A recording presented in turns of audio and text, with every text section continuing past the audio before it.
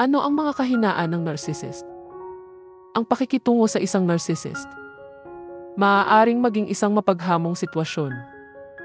Ang narcissist ay madalas na itinuturing na confident at panatag sa sarili. Ngunit mayroon silang ilang mga kahinaan na magagamit mo sa iyong pakinabang. Isa sa mga pangunahing kahinaan ng isang narcissist ay ang kanilang insecurities. Sa kabila ng kanilang pakunwaring lakas ng loob, sila ay madalas na labis na insecure at naghahangad ng atensyon at validation mula sa iba.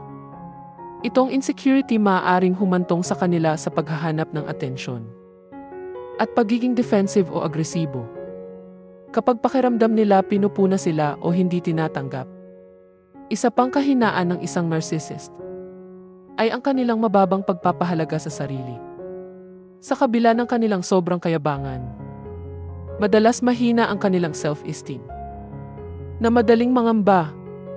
Ito ay maaaring humantong sa kanila na maging labis na sensitibo sa pamumuna at pagtanggi at maaaring maging agresibo o defensive.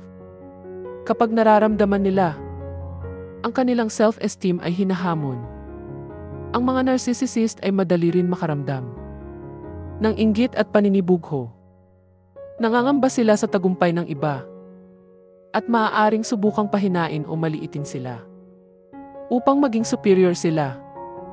Ito ay maaaring humantong sa kanila to engage in competitive and manipulative behavior. Thank you for watching. Please subscribe.